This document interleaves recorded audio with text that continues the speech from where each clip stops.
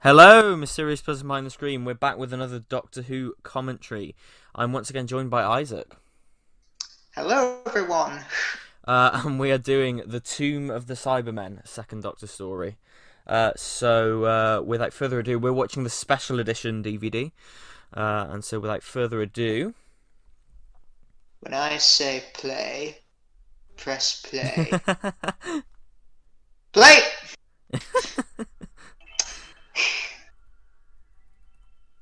opener to season 5, right? It is, yeah, and kind of tragically, it's the earliest surviving Troughton story in full. Yeah, that is really. I mean, that's the That'd be, thing. it'd be like if Matt Smith's first surviving story was The Impossible Astronaut in Day of the Oh Moon. God, yeah. Yeah. It is weird when you look at it. Look at the Second Doctor's era. Like the earliest surviving episode for him is like the set is episode 2 of Underwater Menace. So that's like the second episode of his third story. It's mental. hmm Yeah. I adore this opening scene It's great. because I don't think the TARDIS has ever felt so bigger on the inside in any other story than it does here because you've got the echo effect and it's shot on film and it just looks enormous. I was gonna say yeah. It's shot on film. It's kind of odd for a TARDIS scene to be shot on film. I wonder if there was hmm any reason for that at all. Yeah, and also if you this is the opener to season 5, and if you had never watched Doctor Who before, it tells you everything. Pretty much, yeah. Yeah, Victoria's kind of our way in, isn't it? So Though this was made as part of season 4 and held over till season 5. yes, yeah. And also, the Doctor gives his age for the first time ever. Yeah, that's true. It's another sort of element added to the backstory, which was sort Mhm. of slowly peppered in throughout the 60s. Um, But I think the character brief that Hartnell was given when he got the part was that he's a 600-year-old man. yes, So, yeah, but because he looks younger, you could make the argument that the regeneration made him younger. But when we get to Pertwee, he claims to be thousands of years old. yeah. The Doctor's age is a mess. Um, it's I hated it during the RTD era because he decided to age him by the series. No. yeah, and then that sort of continues Ugh. on, doesn't it? And yeah, it's The Doctor and aging really doesn't make sense because you've no, got the Master ages him by 100 years in The Sound of Drums and he looks like an old man, and yeah. then he ages what 200 years between Series 5 and Series 6 and he looks exactly the same. Well, that's the thing with series 5 and 6, isn't it? Because you've got to because there's like in Impossible Astronaut they have that whole thing where it's the two doctors and one of them's older and one of them's younger, and it's just like oh I don't know. It's best not to think hmm about it too much. Now this story, it's more or less a mummy story, but instead of Oh. mummies attacking you, it's Cybermen. Yeah, absolutely. It's You've got archaeologists obviously looking for the last remains of a forgotten race or civilization. mm, it's yeah, it feels very mummy inspired, and I like this whole thing of like the archaeologists and stuff. It's cool. I really like it, and Though, according to the 10th Doctor, he should be pointing and laughing at these people. yeah. And this quarry that they're filming in was later used for the surface of Talos in Attack of the Cybermen. Oh, was it the same quarry? Was it? Oh, interesting. Yeah, I I didn't don't know know if that that. was intention. I don't know if it was intentional, but it's a nice Yeah, touch. yeah, yeah. I didn't know it was the same one.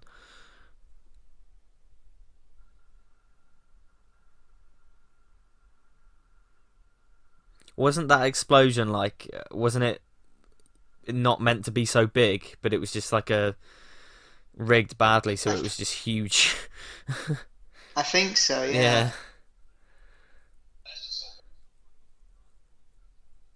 It's amazing though with season 5 in terms of missing episodes, how many we've managed to recover because In Mm. the early 1980s, out of 40, only three, I think, existed, and that was Abominable Snowmen Episode 2, The Web of Fear Episode 1, and The Wheel in Space Episode 6. Yeah, we've really managed to recover a lot of season 5, and Yeah. it's thankfully. I mean, obviously, there's still some stuff missing, but it's we're in a better state than we were, and hopefully, obviously, we won't be recovering them, but hopefully, with the animations, we'll be able to experience them Hmm. soon.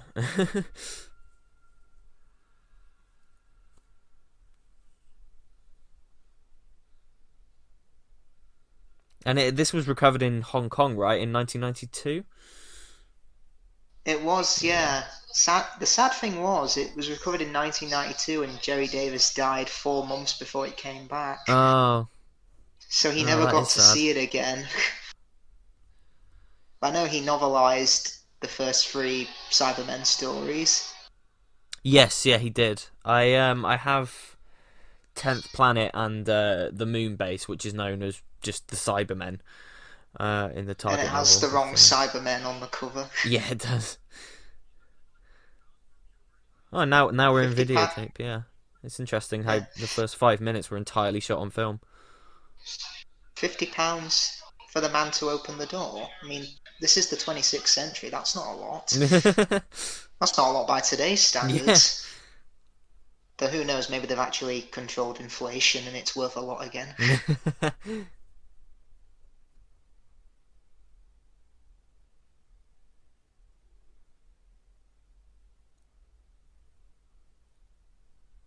Have you met Fraser Hines? I have, yes.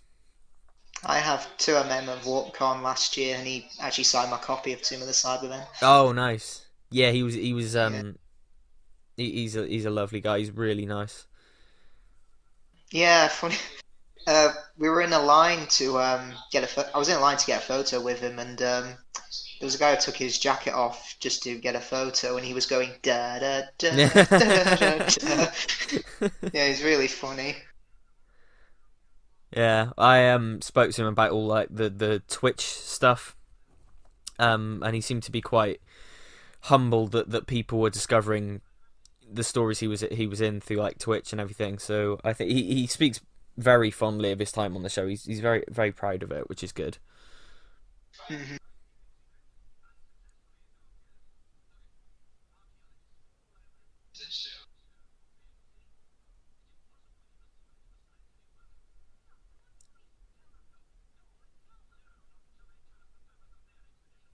I mean, this is like I think many people would agree this is like the quintessential Patrick Troughton story. Definitely, yeah, because the Cybermen, the Daleks were Hartnell's monster, the Hmm. Cybermen are his monster. Absolutely, and I think it's So just unlike, I was just gonna say, unlike the Daleks, there was no Cybermania. yeah. Well, that's the thing. The Cybermen were used so many times. Like they were like the go-to villain for the production team at the time. I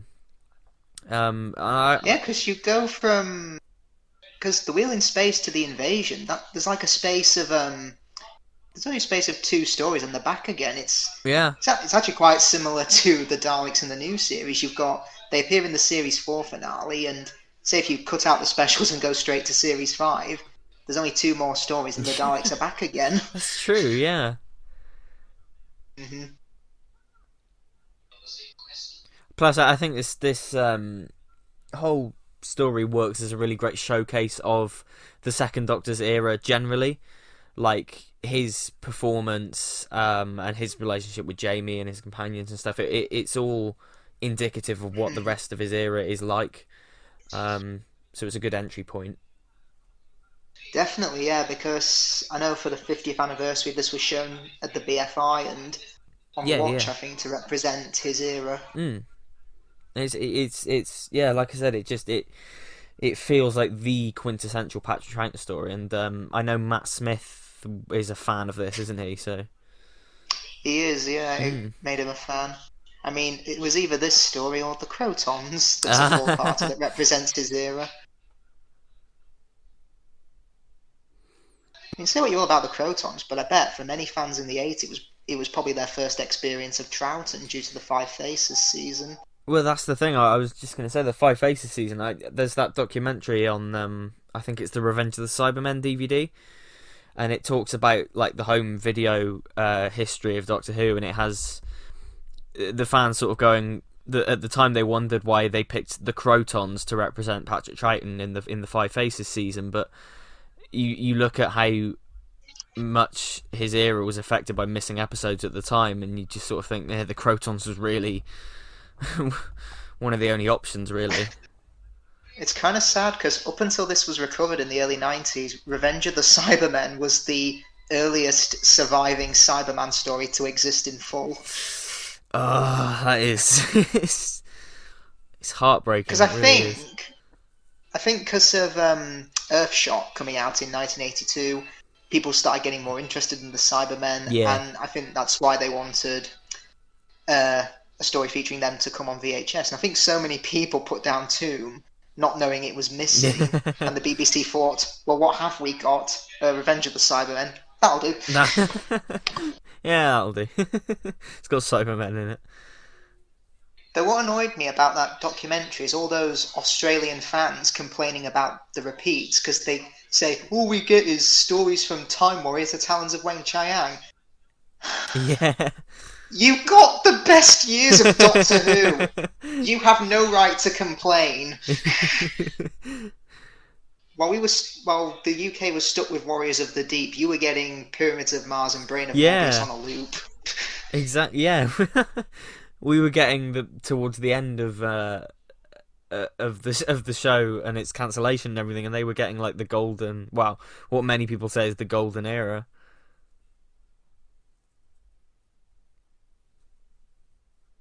Now the moment we just missed there, where the Doctor takes Jamie's hand and he lets go, Fraser Hines told me that was his favourite moment from this story. It is brilliant. It's a really well done. It showcases their chemistry brilliantly, and I love how sort of paternal the second Doctor is. Like, he just feels like so warm in throughout all of this, really.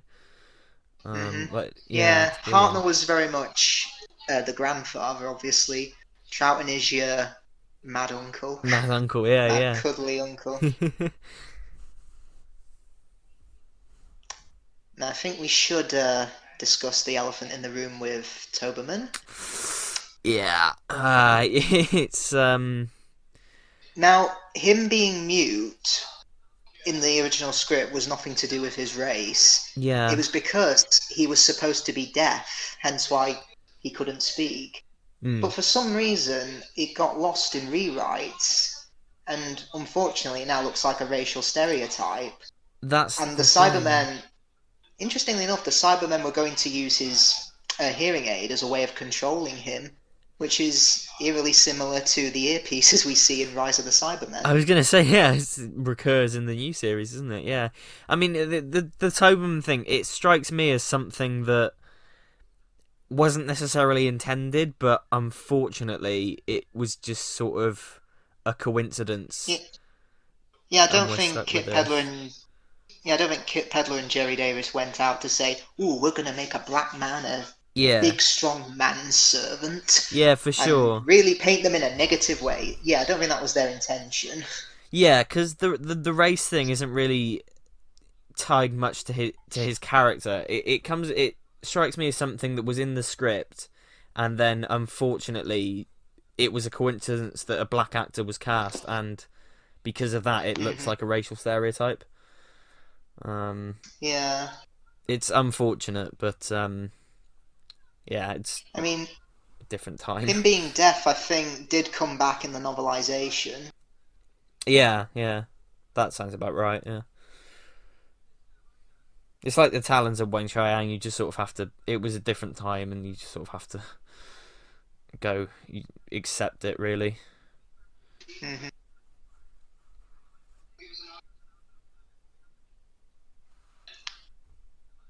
Come on, gang. Let's split up and look for clues. I've actually said the Series 11 team is literally Scooby-Doo, and if they had K9, it would literally be sci-fi Scooby-Doo. It is, yeah. Which one's the stoner? Probably Ryan. Yeah, I was gonna say. I'd say Graham's probably Fred. The Doctor is Velma, Yeah. and Yaz is Daphne. Oh, please. Let us. Oh, Yeah, can we get like a send up of Scooby Doo, please, in series yeah. Chibnall, put K9 in 13? it.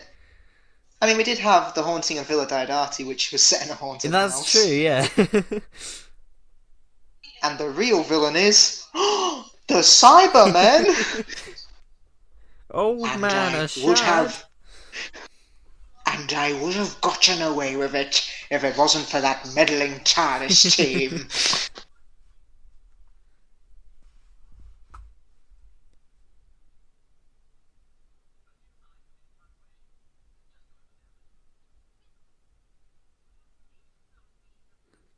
The general attitude to Victoria in these early episodes is like, stop getting in my way. You're a nuisance. Go over there. Yeah, yeah, true. She's a bit inconsistent, I think, Mm. because a lot of the time she just screams a lot and, you know, whines. But in Enemy of the World, I think that's probably her best story. Maybe due to the fact that David Whittaker, who wrote her in Evil of the Daleks, was writing for her again. Yeah, yeah. It's That's the thing. I really love Deborah Watling. But I don't think Victoria is one of the best companions necessarily. But everything great about her is because of Deborah Watling. She brings so much to the part. Definitely, yeah.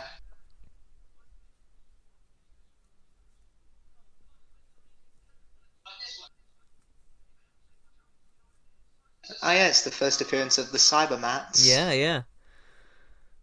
They I always forget this is their first appearance. Yeah, they're cool here. I like them. I like the way they use in this story. Actually, I think. Um, yeah. I've never really had a problem with any of the versions of the Cybermats. Really, I think they've all Yeah, pretty much been good. I quite like the Revenge one where they don't have any eyes or anything that looks like a face. Yeah, It's yeah. just a blank metal snake that bites you. Yeah, it's cool. It is cool. Like I said, I think most versions of the Cybermats have done them pretty well. I think. I mean, why couldn't we have Cybermats in the next Doctor instead of those crappy Cyber Oh Shades? yeah, like the half cat, half dog thing. I mean, it looks like you just got a crappy Cyberman mask and a bin liner. Yeah. They look like those awful Vardens with a mask on. I can't even remember what the Cyber Shades did in that story. They literally fulfilled the same role as the Cybermats, didn't they? More or less, yeah. I Yeah. mean, one of them drove a horse and cart. Oh yeah, I remember. Yeah.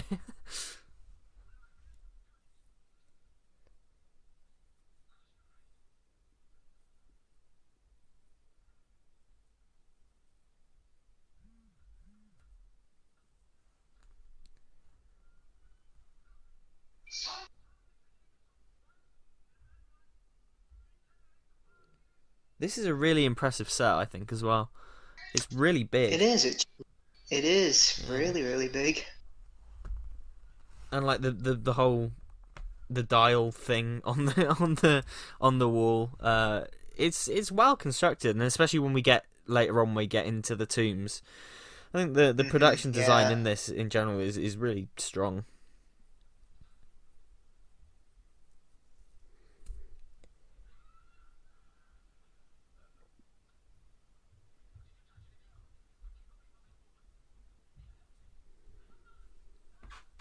I think Fraser Hines once called him, Patrick, and Deborah the smallest cast on Earth because of how small they all were. Yeah, I mean, when I got a photo with Fraser, I was surprised how taller I am than him. yeah. Yeah, he's really tiny, isn't he? It's This guy playing Hayden, did he play the Axon Man in Claws of Axos? oh, he Because he might have sounds done. Yeah, very familiar. yeah, yeah. He might have done actually.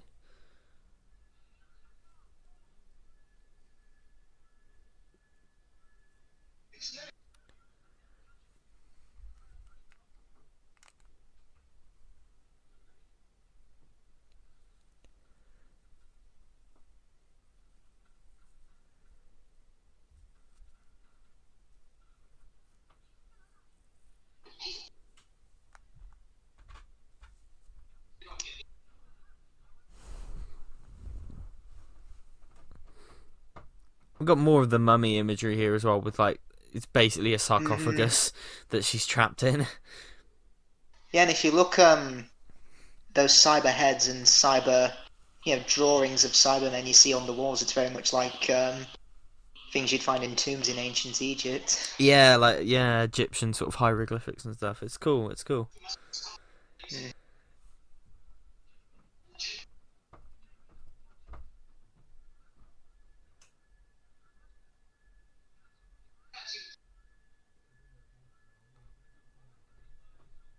I like this. Don't watch it. Don't watch it. Turn around then. Turn I around. don't want to take my eyes off it. Don't just put your hands in front of your face. Surely it's more efficient to just turn around.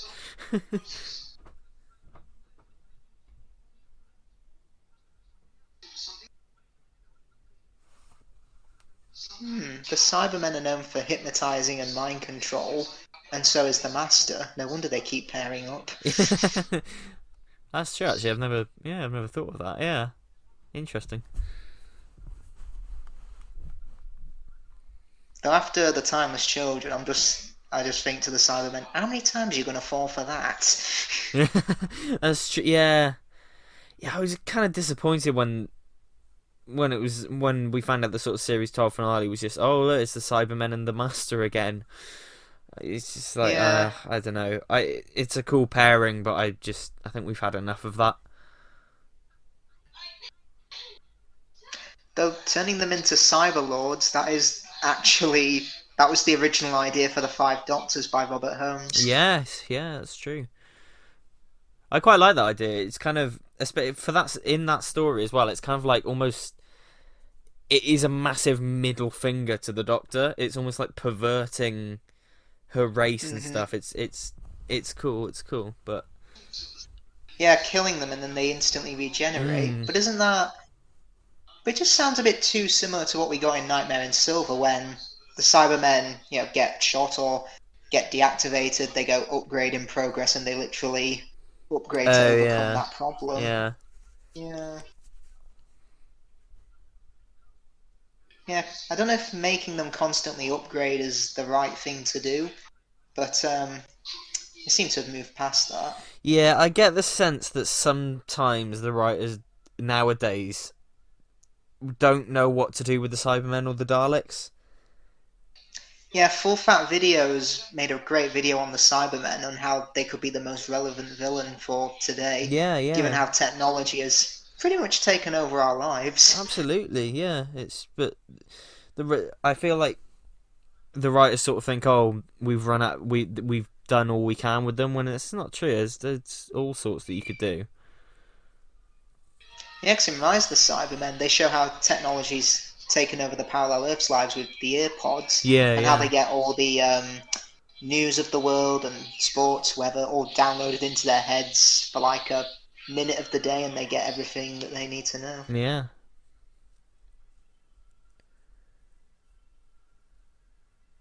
I think that's a good cliffhanger, but I don't think they should have shown the gun coming out of the wall because you could have left it for a week thinking, oh crap, the Cyberman's alive and it just killed him. I was gonna say, yeah, showing the gun sort of ruins the surprise in a way.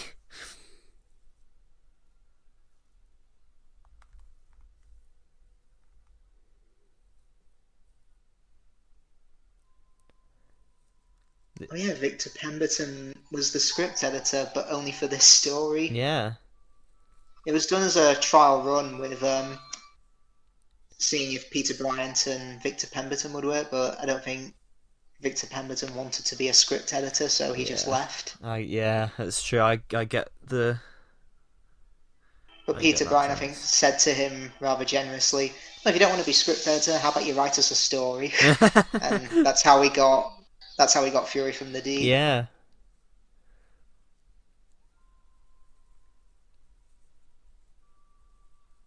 I mean, when I watched Fury from the Deep for the first time in animation, I thought, this really does feel like the season finale. And having watched the 2 episodes of Wheel in Space, it just kind of feels like a Yeah. flaccid afterthought. Yeah, well that's the thing because the classic series doesn't often do well, it doesn't. It didn't do series finales. It was just the end of the season. But even like, look Yeah. at season 2 as well. Like that feels like it should end on the chase.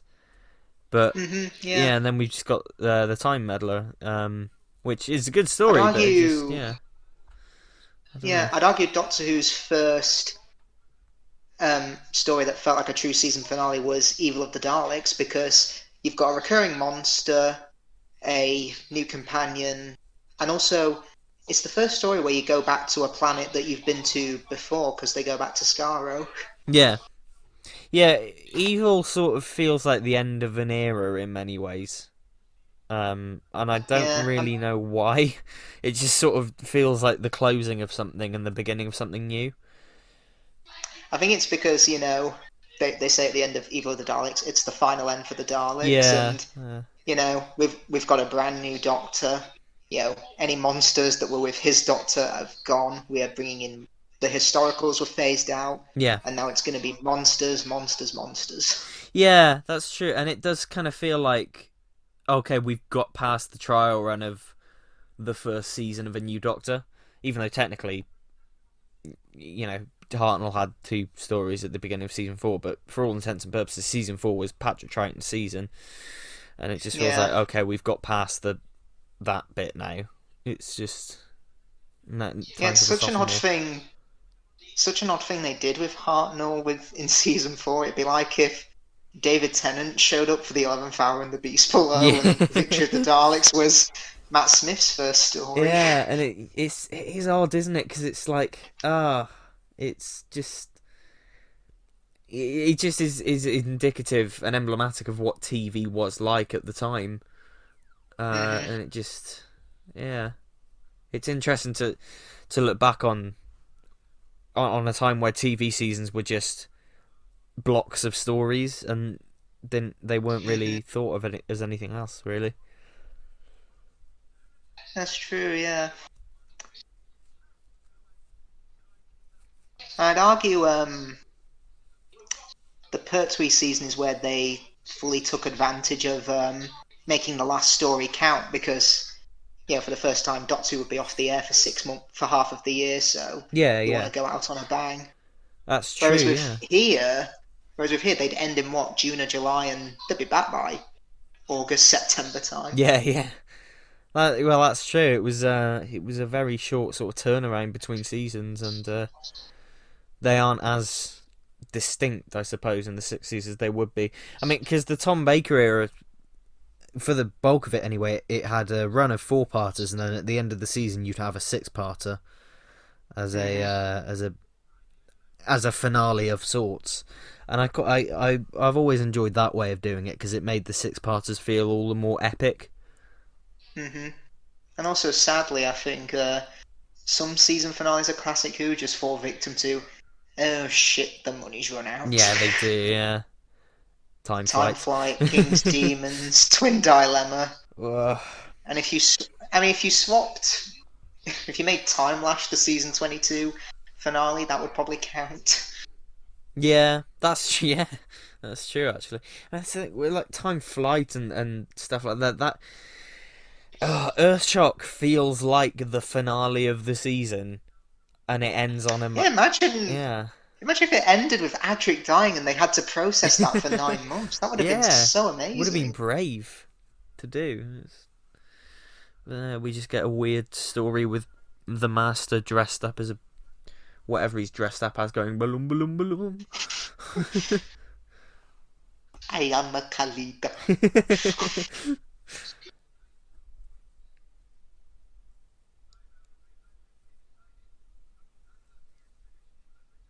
Did you know that Desmond Llewellyn, who played Q in the Bond films, was considered for Professor Parry? Really? Oh, that's interesting actually. Yeah, that would have been such an awesome crossover. Yeah. Yeah, because this was right in the middle of Bondomania, wasn't it? So, Hmm. or I suppose it Heck, was. the Faceless Yeah. Ones. I mean, the Faceless Ones has a space station where the main villain is. Actually, no. Moonraker didn't come till 10 years after. Yeah. I know what you mean. It's got yeah. The Faceless ones is kind of like You Only Live Twice in a way Hmm. as well, with the whole the big thing eating ships in space and stuff. That's true, yeah.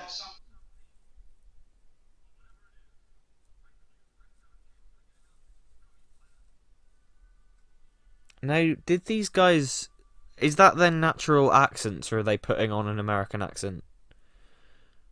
I don't know, because the guy who plays Captain Hopper is from Austria. Yes, yeah, Yeah. I mean, when you think about it, the 10th planet more or less set the template for the Troughton era. it Monsters did. attacking Yeah, a base full of multinational people. yeah. The 10th planet really does feel like a prototype in a lot of And ways. the invasion is the prototype Pertwee story. Mm, Yet, yeah. yet Pertwee never encountered the Cybermen. Mm. Well, the invasion was supposed to be sort of a. It was almost designed as a test, wasn't it? From what I've read, Hmm. it was like, can we do It this? was, It yeah. was. And I think they also thought that season 7 could be made with the same amount of episodes, like 45 a year. Yeah, And they thought if we have Unit as a regular as well, that means we could give the TARDIS crew a break for a story or two. yeah. Oh, it just becomes the unit show. Hmm. I listened to an interview that's on the commentary for Underwater Menace episode 4, and yeah, Troughton said before he got the part, he said, "I loved watching the show when William Hartnell was the Doctor. I always watched it with the kids. But I found when Pertwee took over, I didn't like it as much because it was all set on." He said it was all set on Earth, and I just thought there's no excitement or variety.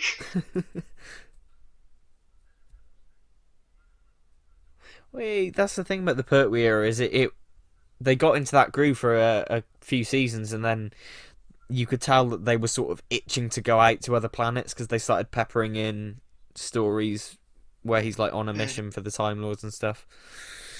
It's yeah, it's yeah. interesting. I mean, the Cybermen not appearing in the Pertwee era could have been a Terrence Dicks factor because he hates Yeah. them. He says in the Five Doctors commentary, whenever the Cybermen appear, he's just like, "Oh, here it is, Sayward and his bloody Cybermen again. I hate Cybermen. I think they're very boring and you can't do much with them." Well, in many ways, it does make sense to have an era without the Cybermen after having Troughton's era be like filled with them. So I can Mm, kind of see, yeah, yeah, both. Yeah, the Daleks got 4 stories with Hartnell, Cybermen got 4 with Troughton, and their yeah, last one is a really, really long one. You've got the 12-part Dalek Master Plan and the 8-part The Invasion. yeah. That's true. Yeah,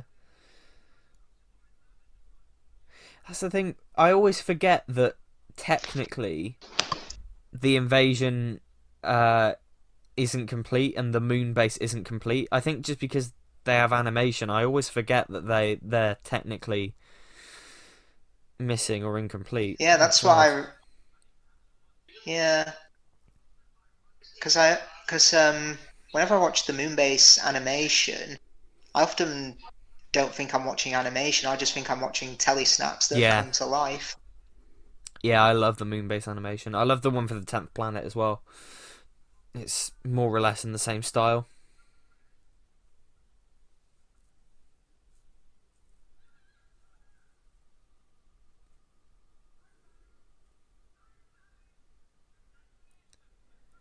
That hatch looks like the one that Wallace falls down in Wallace and Gromit when he's getting up for breakfast. Oh God, you're right. Porridge today, Gromit. You're It's right. Tuesday. Oh my God. Well, Geronimo. you know, a few stories after this, you'd have Peter Salis appearing in the Ice Warriors. Yeah, true. Mm.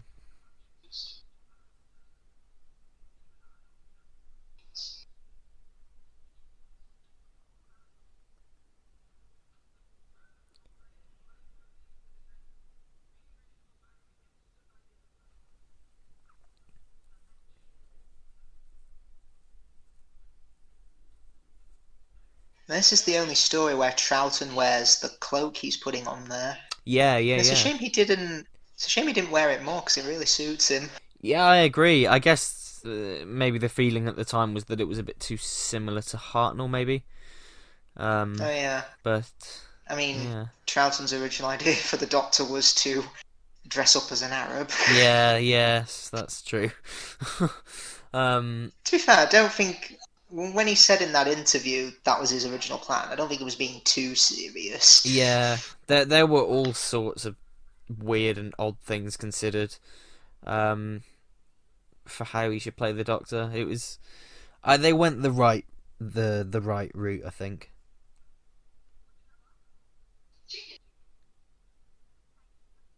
I like that touch, the roast chicken just being a small pill, Yeah. because at the time so many people thought that food in the future would just be confined to small pills, and we'd get every meal we want in there. We have no need for food.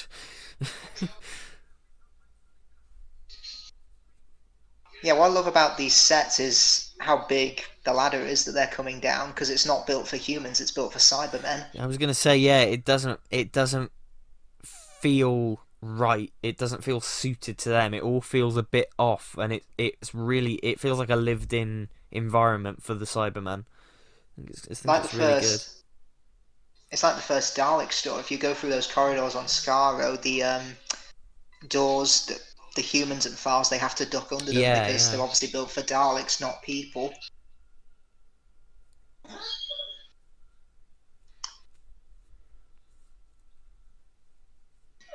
You know, it's funny, for 3 stories in a row in season 5, they go to a cold location. You've got Telos in this story, the Himalayas in Abominable Snowmen, and then they're in the second ice age in the Ice That's Warriors. true. Yeah,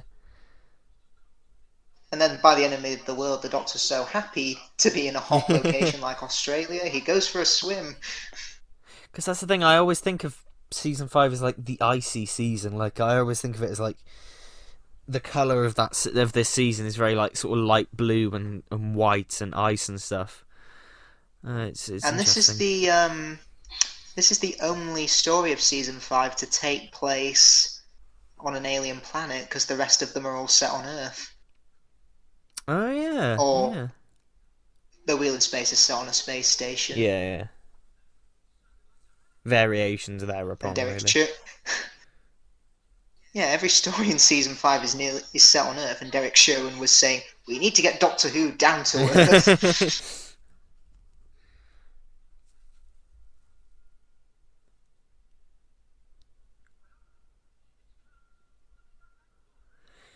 Yeah, in many ways, I do find it a shame that historicals were retired during this era, but at the same time, by the Highlanders, they were getting really sort of formulaic. Yeah, I mean, the Abominable Snowmen is the last time they go to history, because that's set in 1935, in Yeah, the 60s at least. yeah. And they don't go into history again until the Time Monster, when they go to Atlantis. Yeah, that's true.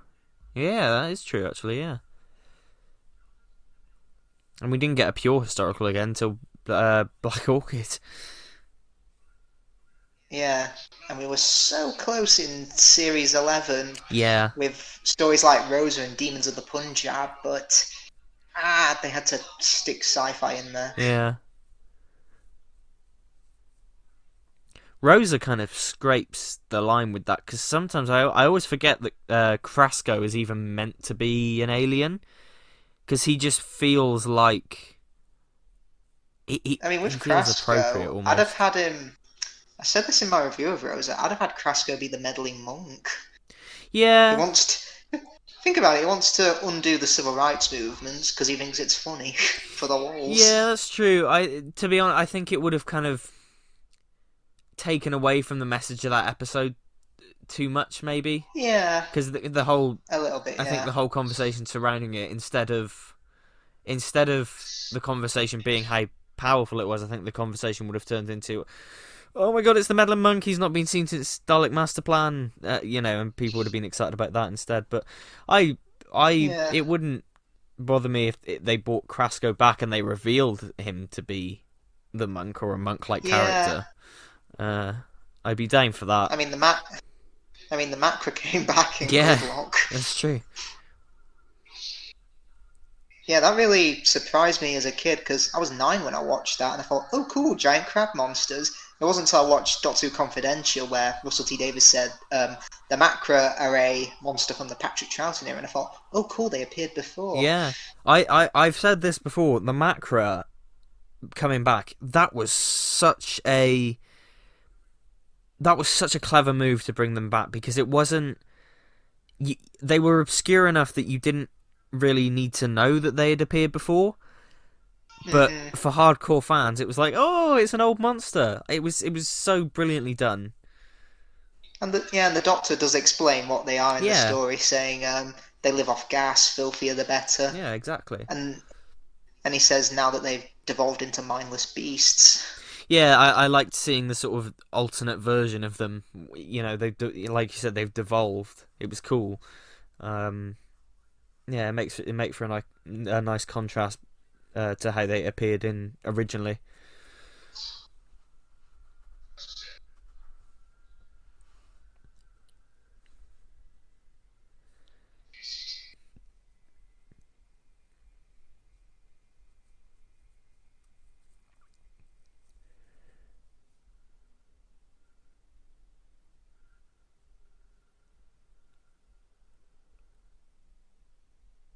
Yeah, I think it was the moment that we're about to see here where the Cybermen come to life that when Matt Smith became hooked. Yeah.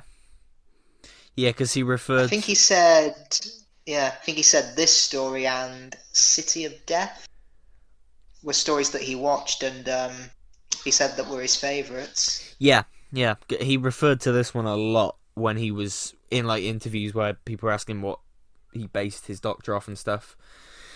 He often referred to this, and you can see it in Triton's performance, comparing it to Matt's and stuff. There are echoes of it for sure. Yeah, I do wonder what other stories from other Doctors he watched. Yeah.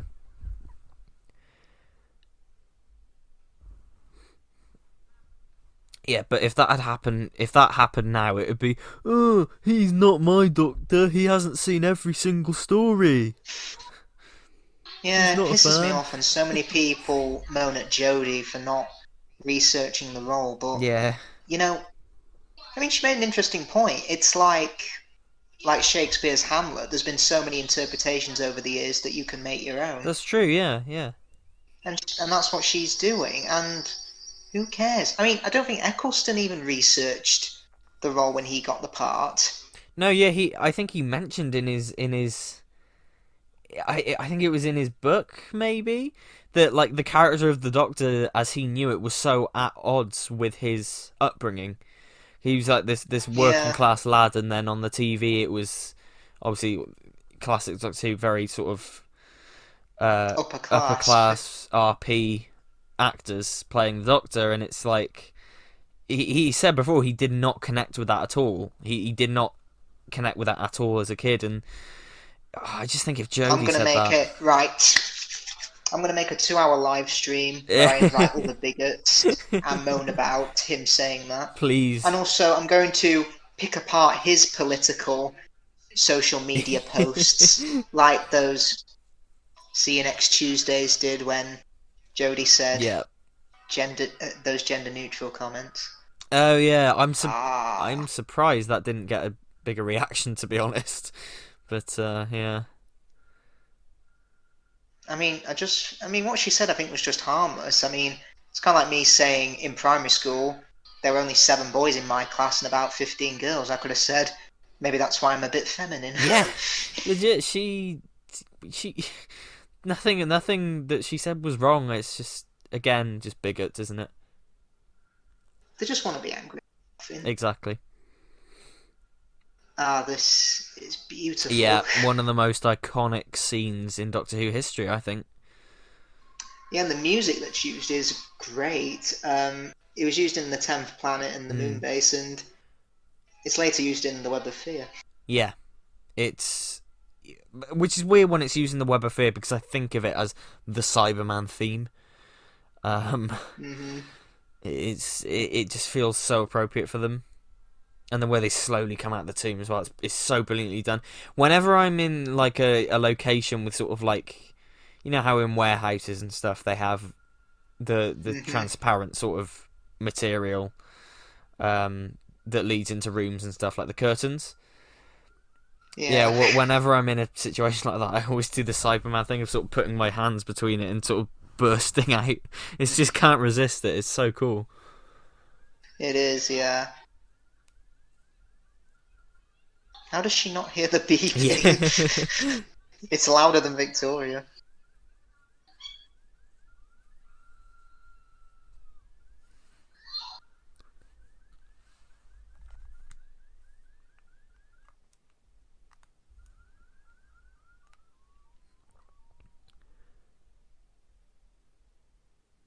It's also the first appearance of the Cyber Controller. Yeah, yeah, that is true. Yeah, I think Michael Kilgareth, he went on to play an Ogron in Frontier in Space and also the K1 robot in Robot. Oh, yeah, that's true, actually. That is... I've never made that connection in my head, actually. Yeah. Yeah, because he's like six foot Yeah, seven. he's He's a really huge. tall guy. Yeah. Though sometimes with the distorted voice as the K1 robot, it sounds like he's drunk. Uh, Oh, oh. I am confused. Drunk K1 robot. What do you think to these Cybermen designs? They're probably my favourite. I think they're Hmm. really good. Yeah, I'd probably have to go with the 80s being my favourite, but Yeah, yeah, yeah, these are really good. They're basically a metal version of the 10th Planet ones. Instead of absolutely. cloth faces, they have metal helmets on. Yes, and these are slightly different from the moon-based ones, aren't they? Because they're shoes. They're not wearing trainers in this one. In the moon base, they Oh were yeah, true. wearing trainers. Because these designs got subtle modifications in every story. In the Wheel in Space, they added the teardrop, didn't they, to the eyes. Uh, so yes, Yeah, funnily enough, in this story, they actually tuck their trousers into their shoes, but in the moon base, they yeah. don't. But yeah, no, these designs are they're so sleek. And later on, when the one is chasing them down the corridor, the way he moves, it's like a cat or something. It's so freaky. And also, yes, Do you have any of these Cybermen I figures? do. Yes, I've just got the regular Cyberman, and I've got the Cyber Controller as well. Um, Yeah, because 2009 they did a build a cyber controller set. You had to collect a Cyberman from the 10th planet, the invasion in this, and the cyber leader from the next Doctor to build the cyber controller. yeah, I never did that. I never collected them all to build the controller, but a few years ago they re-released him in one of the B&M sets. Ah, okay. So I think his head was painted slightly differently, or something. But Yeah, yeah, I got them in the summer of 2009 yeah. when they first came out. It was great. I bought that Cyberman set that they released, where it's like the 10th Planet Hmm. Cyberman, these guys, and then the invasion ones as well. Yeah. Uh, The ones I'm missing are the Revenge Cybermen and the 80s Cybermen. yep, I've got the 80s Cybermen. I'm missing the revenge ones. Um, In fact, this is. I think this would make a good Cyberman set. Attack of the Cybermen. You have the Cyber Controller from that story, a Black Cyberman, a Cryon, and the Sixth Doctor. that would be cool. Yeah, yeah, that would be. Oh, the Black Cybermen would be really cool. Yeah, Yeah, I mean, I think B&M only do a maximum of three figures in a yeah, box. I could be wrong. they do. Yeah, Yeah, I mean, even if you only do three, you could at least do the Cyber Controller, a Black Cyberman, and a Cryon. yeah. I that would be so cool.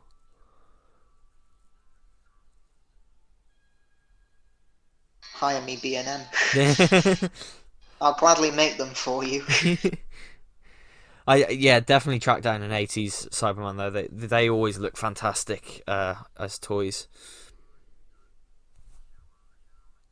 I know I'm not going to draw attention to the fact that the Cyber Controller's head looks like a throbbing penis. I mean, he should have had that in the Age of Steel. Yeah. I mean, come on, it's all veiny and everything. Oh. I mean, the ending to the Age of Steel rips off both Revenge of the Sith and Chicken Run. It does, yeah. You are going to be a pie. Mr. Controller, the humans are revolting. Finally, something we agree on.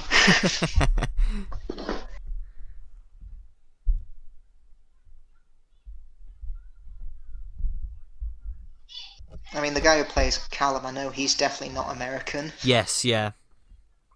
Because he appears again in Paradise Towers as the deputy chief, something like that. His accent's not bad though. It's better than Yeah. better than the ones in the Gunfighters. Billy, I'm gonna get Doc Holliday. What is that?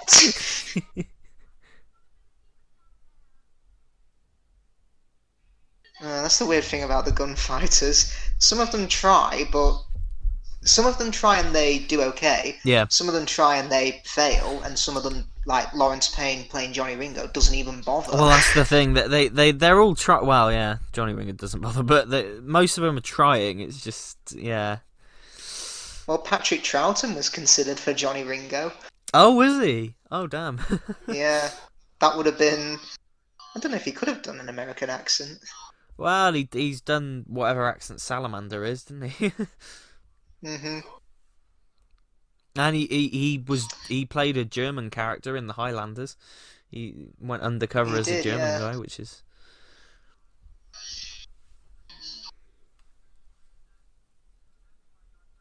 Now, the cyber controller says, we know full details of you, so... And by the wheel in space, they say the Doctor is known and recorded.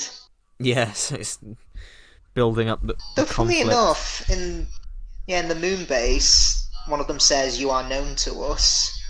But how? Because this is the first time this Doctor has encountered you. Well, that's the thing. A lot of the times in the classic show, we'll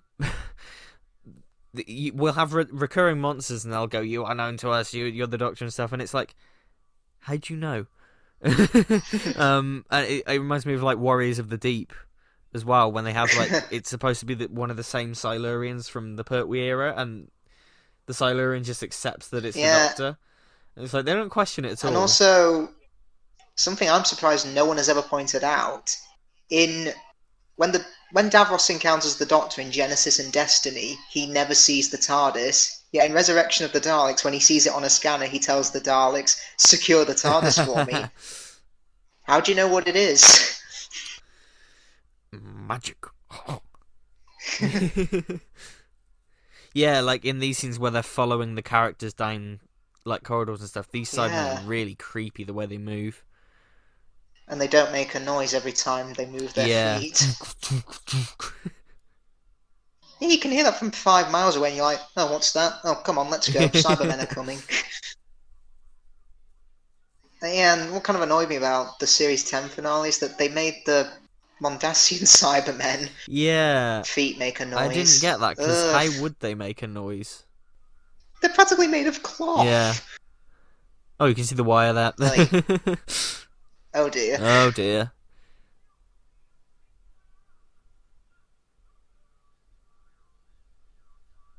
It's one of the most obvious wire shots in Doctor Who, I think. Usually they do a quite good job of disguising it, but... Yeah. Not this time. Not this time.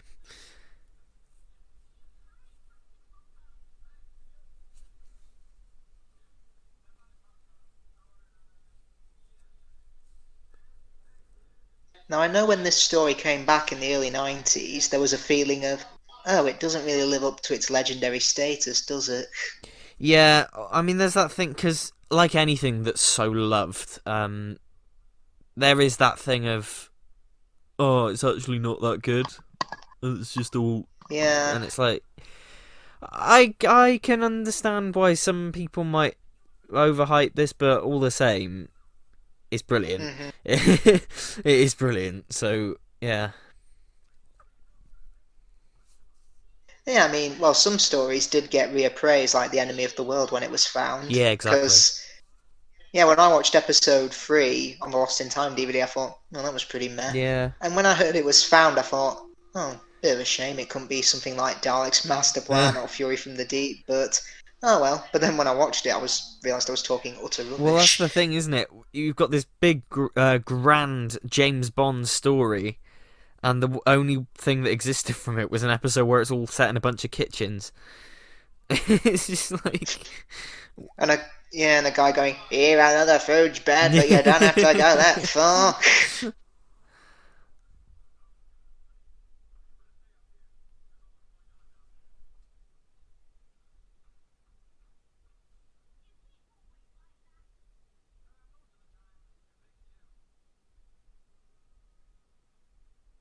Oh yeah, yeah, they keep calling her Vic, Vic. yeah.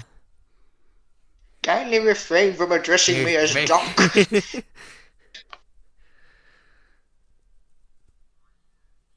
It's a pretty, like, you look at the Cyber Controller versus the regular Cyberman, it's a pretty simple modification. They've just removed Yeah, the chest bit, but it works really well.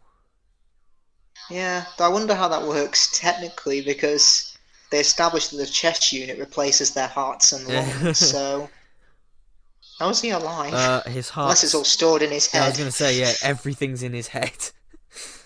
That's why it's so bulbous.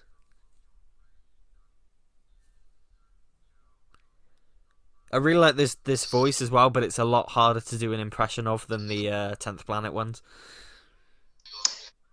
Here's how you do it: you take an electric toothbrush, put it in your mouth, and start speaking.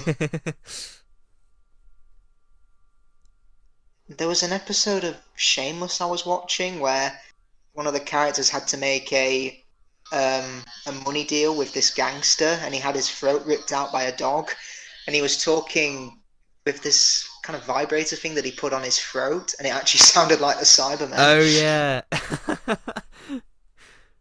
It was kind of funny hearing him say in an electronic voice, "Which one's your wanking hand? Cut it off!"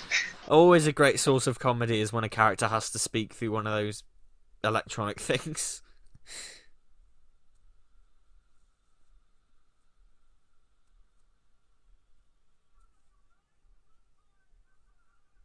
Also, the Cybermen shoot electric sparks in this, don't they? Yeah, they do, yeah. Yeah, I wonder if the Cybermen having electric shock hands in series 2 was a reference to that. It wouldn't surprise me, yeah. I know a lot of people dislike the electric shock hands, but I really liked it. Yeah. The problem is, when you're fighting Daleks, you've got to walk up to them to touch them. It's a bit redundant. And by the time you get there, they've killed you. Yeah. I'm still pissed about Doomsday. It was not a fair fight. Well, that's why they gave the Cybermen in that the laser guns, didn't they? Because they were like, oh, this But is they not didn't fair do at anything all. either. No difference. Ugh. I mean, technically, it makes sense if you think of the Cybermen as human-ish, but at the same time, yeah, I agree. Yeah. It's like, it's not a fair fight. We think, could have at least seen the Cybermen get a few good licks in, but they all get slaughtered, which is a shame. I think Russell saw Attack of the Clones and Revenge of the Sith with the super battle droids and thought, that's what I'll make the Cybermen. But yeah, no. Yeah, but by the next Doctor, they're back to using the electric shock hands. Well, that's the thing, and the next Doctor has a different voice for them, doesn't it? Their voices are slightly changed, which is odd. They're like higher pitched. Yeah, they're a lot more. Yeah, I'd argue they were quite nasally in series 2, Yeah. but by the next Doctor, they're a lot deeper and gruffer. Yeah, it's sort of I think that's wider. I think that's what Nick. I think that was Nick Briggs's request because he said, unlike the Daleks, I can't make every Cyberman sound different. Yeah. And with the voice change, he was able to do that, which yeah. I can see why, because it gives him more of a challenge to act.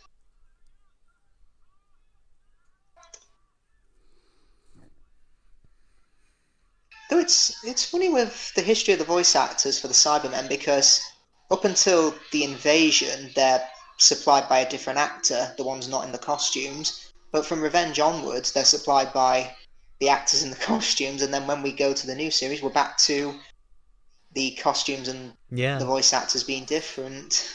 Well, I always think the voices in Revenge of the Cybermen could have done with a bit more Mm. treatment. I'm surprised they didn't give them new voices for the Season 12 Blu-ray like they did Day of the Daleks. Yeah, that's a good point, actually. I never really thought of that. I guess it's just one of those things. You It's could just have like, Doctor. It's just weird, like, Doctor. Doctor. Oh, you are mistaken.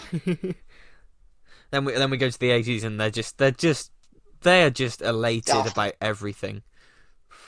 Darth Vader. Excellent. Well, in the moon base, they do say, "Control is excellent." Yeah. I just remember the Five Who fans sketch about it. Excellent, fantastic, oh, fan-dappy-dozy. I'm chuffed and excited. Ha ha ha ha ha. I can't wait to sit by the sunset, smelling a flower and eating a well-prepared meal.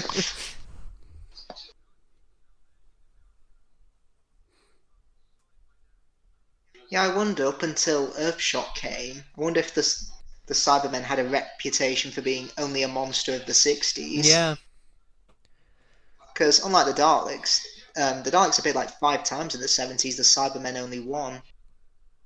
So Yeah, maybe it's until interesting. Earthshock. I don't think. Yeah, maybe until Earthshock, no one thought that they'd ever come back. Yeah.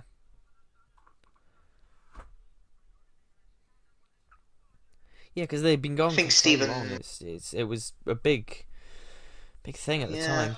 Yeah. I think Stephen Moffat said this story gave him nightmares. Oh, I'm not surprised. To be fair, it's very, very atmospheric. Well, I know this story did cause debate about Doctor Who being too scary for kids.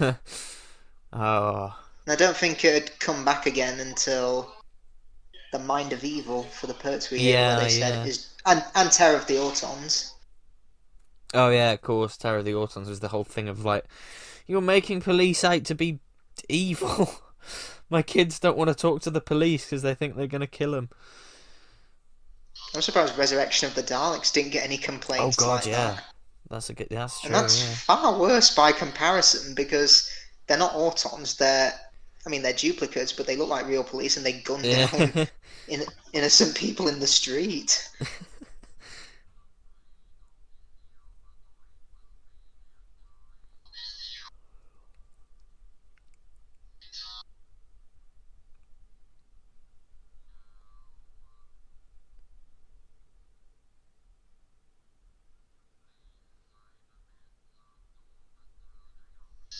Those joint things, those are I remember playing with those balls in primary school. Oh yeah. Yeah, they used to be what we had for tennis and that. Yeah.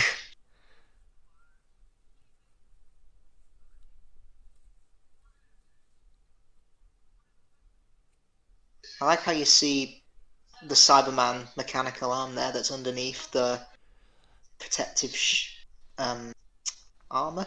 That's true. Yeah. Yeah, that's Yeah, and it's a cool detail. yeah, and it's shown to even greater effect in Attack of the Cybermen Mm. because Bates rips off his arm and shows the mechanical one underneath. Yeah.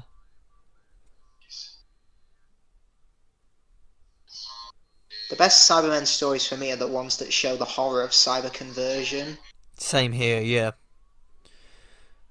That's why I like Haunting of Villa Diodati so much. Oh, it's great. It's really well done. Yeah, it's with that whole design of Ashad with the missing faceplate, so you can see the human Hmm. underneath. It's really good.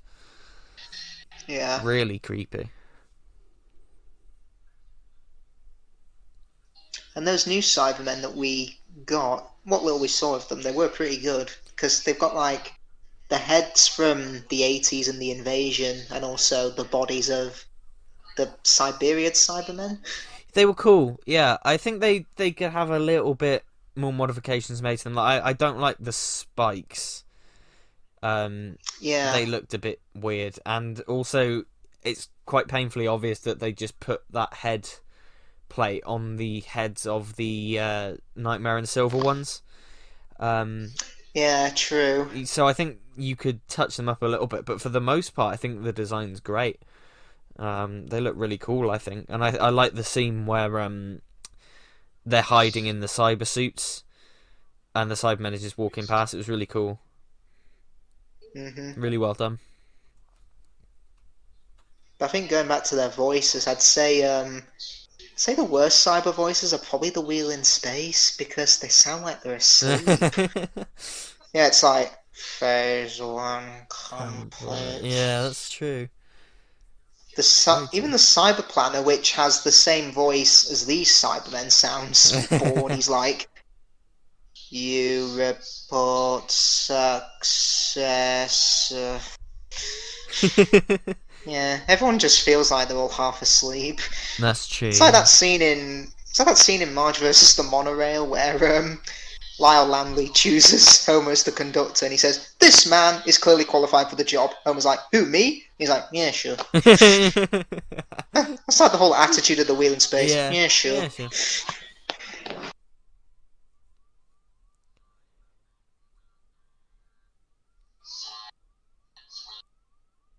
Can Superman beat the Flash in a race? Yeah, sure, why not?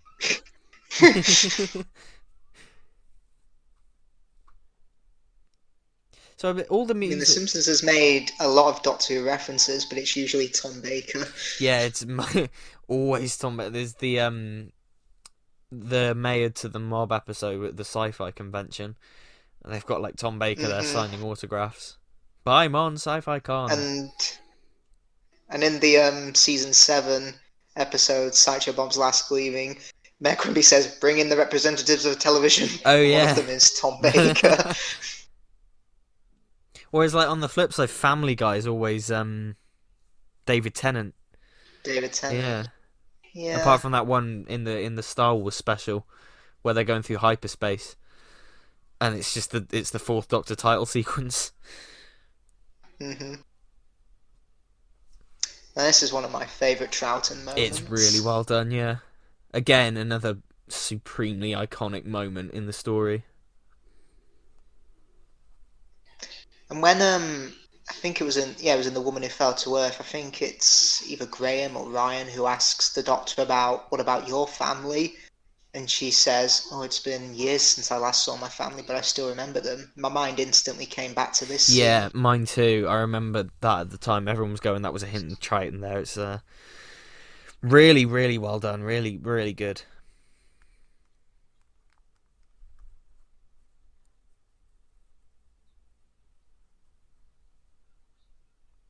And that's what I mean about him just sort of being so paternal and warm here. He's such a warm Doctor. Like, you always feel like you're going to be safe with him. Yeah, and this scene shows that really well. Because I think the second Doctor era is the first time where we're following the Doctor. Yes, yeah. Because with the majority of the first Doctor, or at least for the first 2 seasons, we're following Ian and Barbara. Yeah, well, that's the thing. The first 2 seasons are definitely Ian and Barbara focused, but then when they leave, the show sort of goes, "Oh, shit, who's our main character now?" And it sort of fumbles around for a while, and then for a bit, it does shift focus to the Doctor, but I'm not sure whether that was just on accident because of the whole with season 3. For a while, yeah. For a while, season 3 kind of feels like Steven's story. Yeah. Oh god, yeah, and all like the revolving door of companions and stuff. Yeah. Also, the Doctor is quite proudly holding a gun here. Yeah, he is. The man who never would. He's like, "I'm going to keep guard." It's like that moment in The Seeds of Doom. "But you're not armed." "I'm not, I've got a pistol." But you wouldn't use it. Yeah, I know, but they don't know that, do they? I really like the bulging eyes of the Cybermen. Yeah, because in the Wheel in Space, they attack by glowing their eyes at people, which paralyzes them, I think. It's like Medusa almost. hmm And they also seem to have like a spine in Wheel in Space. Yeah, they have that weird sort of.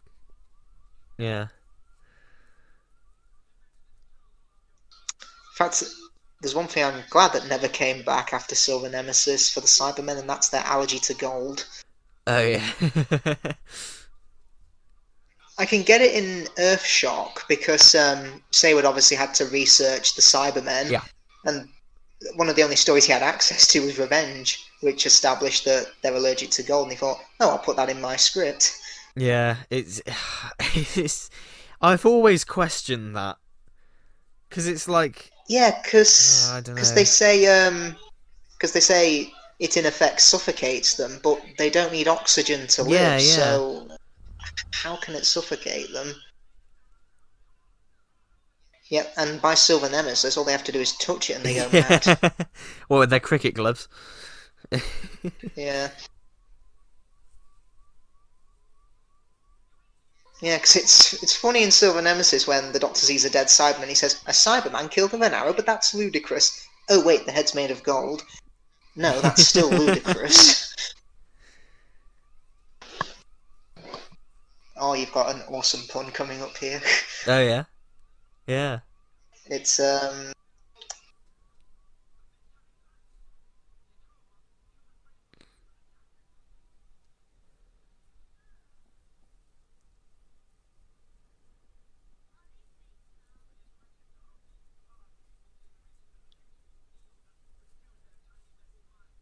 yeah, here it comes. Metal breakdown. I'm so sorry, Jamie. That's what I mean about seeing echoes of Matt Smith in this. That felt very 11th Doctor. Yeah.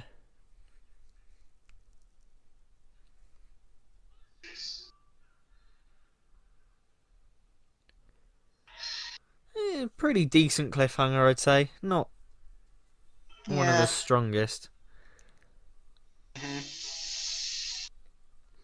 We've barely spoken about Eric Klieg in this, which is...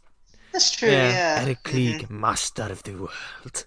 He's just hamming it up. That was his real accent, wasn't it? I think so, yeah. Yeah, because I mean, it's like Professor Zaroff. I think for many years fans thought he was putting on the accent, but no, that was that's how he spoke. Nothing in the world can stop me now. He's in Diamonds Are Forever as well. He just speaks like that. Oh god. Yeah, he says to Bond, "Will you shut up, you irritating man?" So yeah, he just had a very comical voice. Kill these two men. The Underwater Menace is unshamedly a pantomime. Oh, I watched the first 2 episodes of it earlier in my marathon. Yeah. And it's just mental. It's just so shit, but it's mental. It's just... You're not turning me into a fish! You're not turning me into a fish! Oh, fair play. And that scientist who's got those big bushy eyes, it's straight out of a pantomime. It really is. I mean... Why do you want to blow up the world? Yeah, I was going to say, oh, tell me, why do you want to blow up the world? He says it with just a smile on his face. Oh, it's so crap, but it's brilliant. Yeah, I bet the animation team's feeling a bit sheepish now when they said, we most certainly can never complete this animation. Sorry. Then Power of the Daleks literally comes out a year later. All 6 episodes are animated. Oh, yeah, the whole... Underwater Menace only got a DVD release because of fan pressure. That's true, yeah. The BBC was just going to shelve it. And yeah, they just... And I honestly think they should have. Yeah, the DVD release is just... Obviously, the restoration work on the existing episodes is great, and the special features are great, but those recons are just terrible.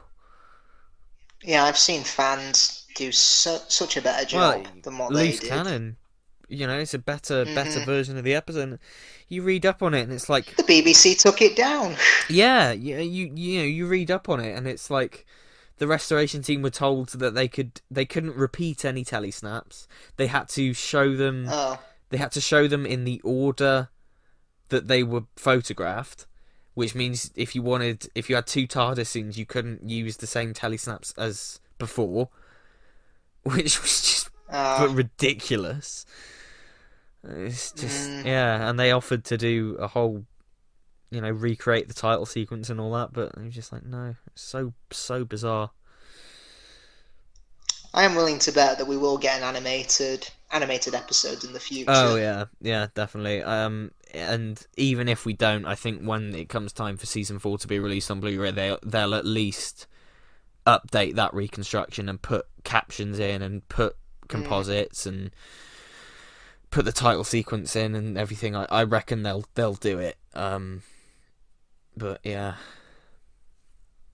Yeah, funny thing is, Chris Chapman said at VorpCon last year, the whole Blu-ray collections and the missing episode animations, even though obviously it's part of the same show, they're completely different yeah, projects for Doctor Who on home media. So, and he said you're likely to get something like season 17 before you get something like season 4. yeah. They're unrelated, aren't they? It's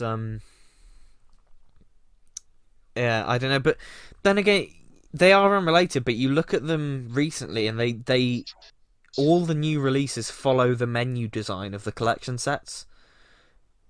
They The do, same yeah. menu template, which I don't know. So there must be some form of communication. I think Charles Norton did say that all the animations would be included on the collection box sets. So Hmm. yeah,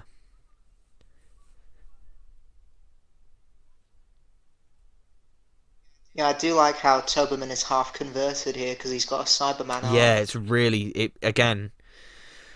It's really cool body horror actually. Obviously tame body horror, but it is cool. It's well done, I think.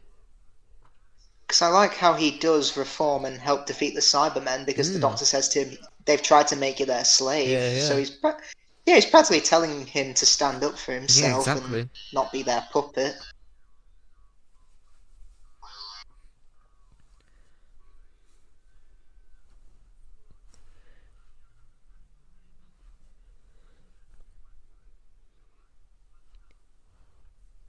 It's a shame this controller never says, you have caused confusion and delay. You're a very naughty Cyberman. You will stay in Oh, your tomb until you are wanted.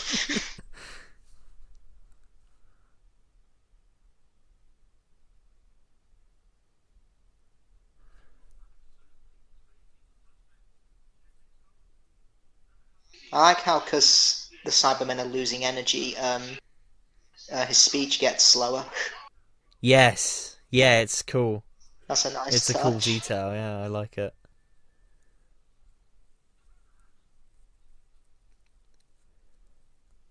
And I like how they cover his arm, like until the reveal. Yeah. Almost, it's because you're sort of thinking, "Oh my god, what have they done to him?" And then when he reveals it, it's yeah, that's a cool shot with the three sort of The head's yeah, coming in.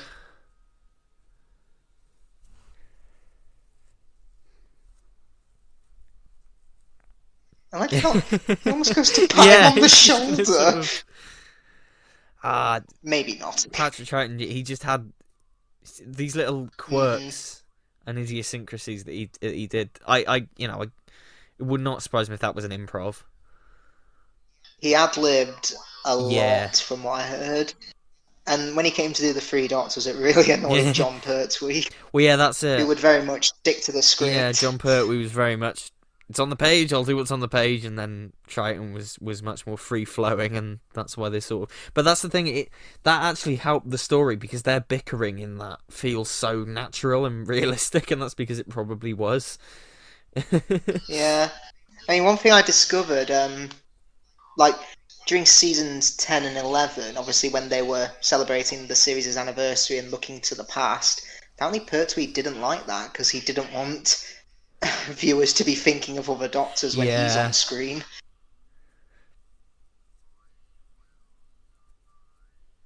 Yeah, closest perks we came to encountering the Cybermen was in Five Doctors. Well, that's the thing. I always forget that the Third Doctor never encountered them because of obviously the bit in the Five Doctors and everything, and the yeah. But yeah, his monsters always felt like, reptiles and the Master. Yeah.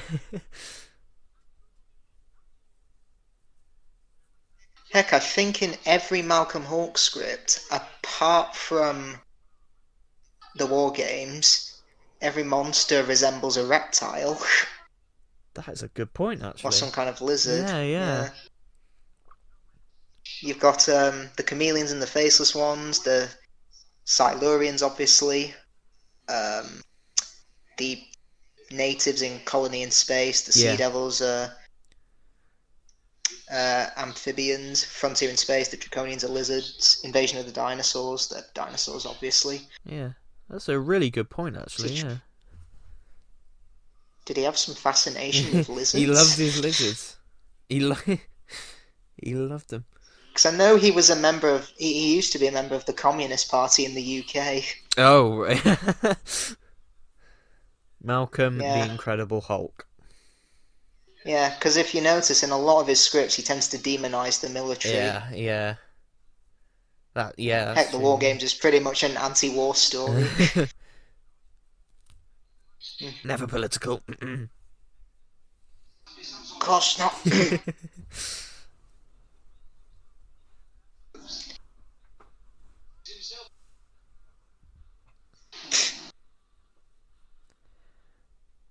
That bit always reminds me of like an Easter egg or something.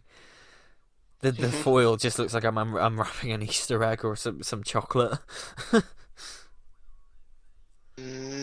Chocolate. The land of chocolate.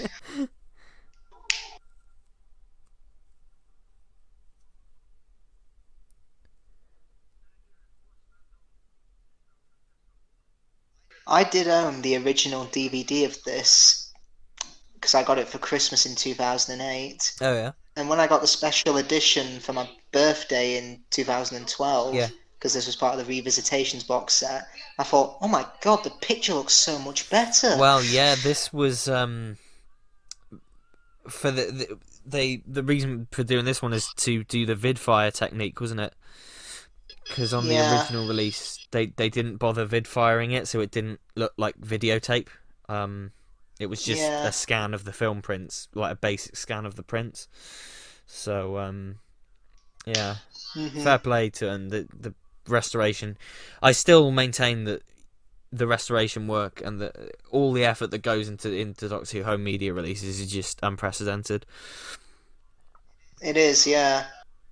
The only other one that I think is comparable is the I've never seen the show, but is the Star Trek Next Generation remaster, because I think that is like the most expensive restoration project for a TV show ever made, because they had to re-edit the entire show from the film prints and remake every single special effect, and the people behind that have said they'll be surprised if that ever happens with a show again.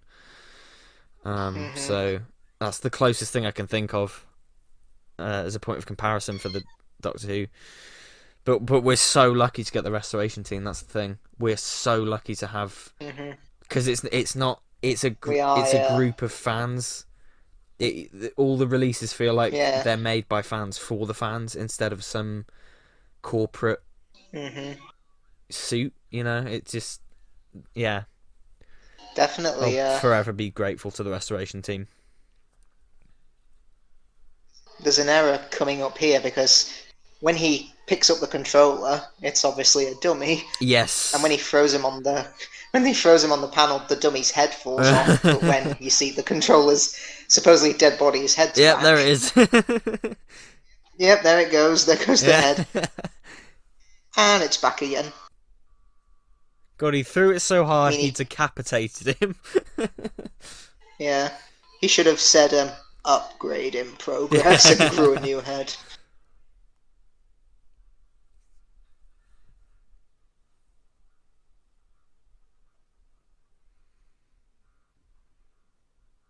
Looks like he's been smoking I too was gonna much. say, yeah, he's been on the he's been vaping. It looks like.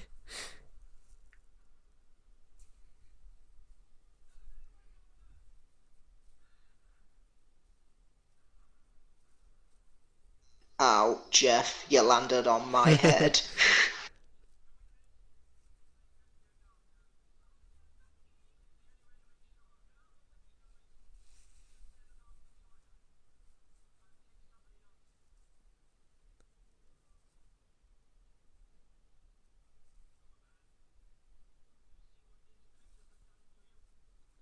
Toberman in many ways is similar to the Robomen from Dalek Invasion of Earth. Yeah, true, because the Daleks tried to make them slaves, Yeah. but they rise in revolt and stop them. Yeah, exactly. Yeah. Also, Shirley Cooklin, who plays Captain, was married to Jerry Davis. Oh yeah, I remember hearing that a few years ago. Yeah. Yeah. We haven't really talked about her, really any of the villains in this apart from the Cybermen, but I think the human villains in this are proper boo hiss villains. I think they're great. Yeah. They're really well done. I know Jerry Davis in the early 90s, along with Terry Nation, he tried to get a Doctor Who feature film made. Yeah, yeah. I mean, I wonder if it would have had the Daleks and the Cybermen in it. I know for the ending of season 5, they were trying to get the Daleks and the Cybermen in the same story together, but it was Terry Nation who refused. Well, that's the thing, isn't it? Terry Nation was always so protective of having Daleks and Cybermen. Yeah, it's. I also get the feeling he kind of got bored with them later in his career because he's. Cause I think they're what he's most remembered for, but he was kind of saying, "Yeah, guys, I have done other things than Daleks." Yeah. He was sort of got put into. Well, that's the thing because he was developing for ages the Dalek spin-off series, wasn't he? Yeah, that's why they were took out of Doctor Who, Yeah. but it never happened. I sort of think that it would have been cool. I mean, but would the Daleks have been the good guys, or would they have been the villains, and would it have been like Mission to the Unknown, where space agents have to fight against well, I them? was gonna say like if it was like a Mission to the Unknown thing where it was like that, but it could have been cool, but I imagine it would have been quite repetitive after a while. Yeah. I know the Quarks fought the Daleks in a comic strip. Yes, yeah, they did, yeah. Now here's the thing, I'm all for women playing monsters, I'm all for women equality, Yeah. but no one listened to the Quark voices and thought they don't sound distinctively cute. Oh. Shall we destroy? Drilling in operation?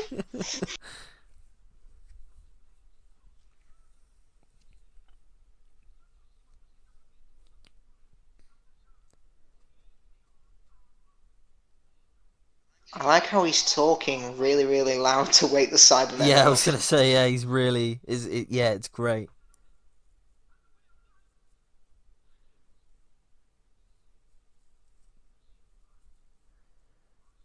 Master of the world, there's the line. Yeah, there it is.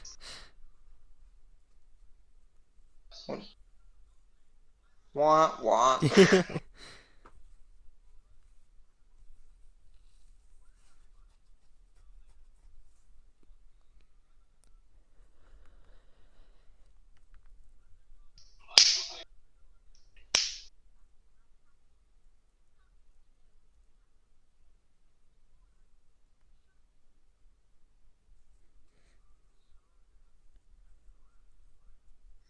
I like that line because in episode 3, he was telling Victoria to stay there Yeah. because of her gender. Now she's just saying, "Oh, you're nothing but strength. You're all brawn and no brain." Yeah, it's a nice. Thought that was quite funny. Yeah, it's a cool setup and payoff. Actually, it's works well.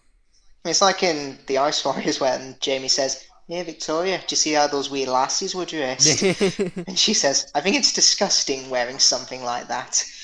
Yeah. Yeah. Yeah, Jamie does have some sexist moments, but you can't blame him because he's from a Well, different that's time the thing. period Yeah, than he's us. from the 1700s, isn't he? So Yeah, because with Victoria, he had a nicer relationship with yeah, her yeah. because she was closer to his time and what he thought a lady should be, whereas Zoe probably thought was being a bit of a bossy boots and a bit of a Well, yeah, know-it-all. that's the thing. There's a stark contrast with Zoe because she was from so far in the future from his time. It was hmm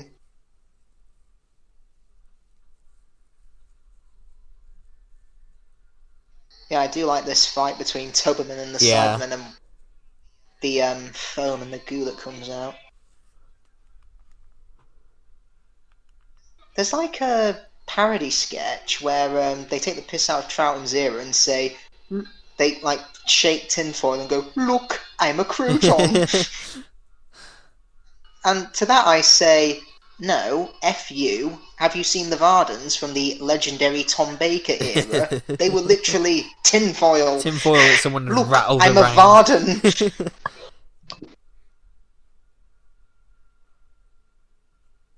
I'm actually going to come out and say it. The Invasion of Time, I think, is the worst Fourth Doctor story. Yeah, see, that's the thing. That I. So are you all about Underworld? I mean, it's cheap and it's not that interesting, but it's mercifully short.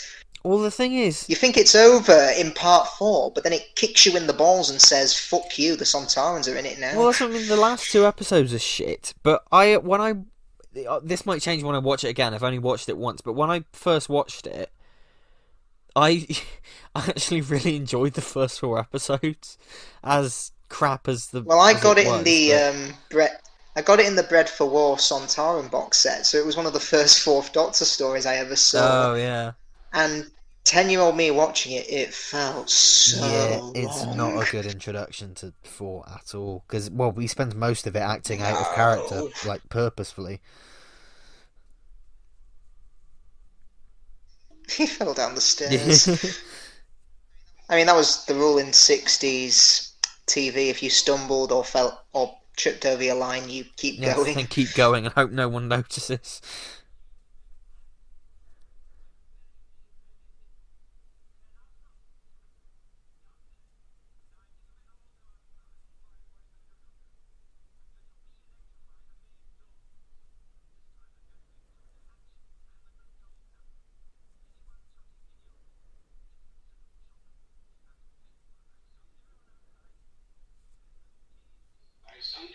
Yeah, I do like how he makes this as permanent as he can be, Yeah, yeah, because rather than just leaving everything as it is in case another expedition comes along.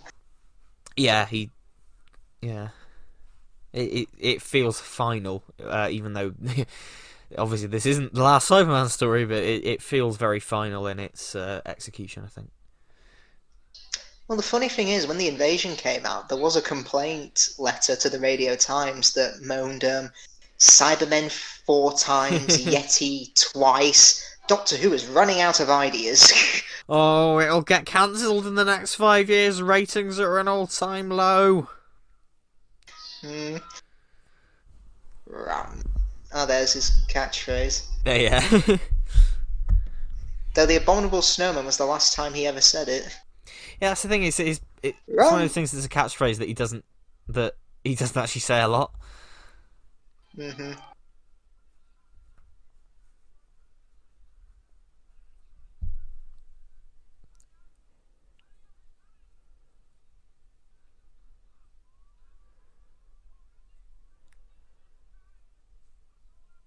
I like the Cybermat escaping. It's quite similar to the ending of Power of the Daleks when, as the TARDIS leaves, the Dalek comes back to Oh life. god, the ending of Power gives me chills every single time.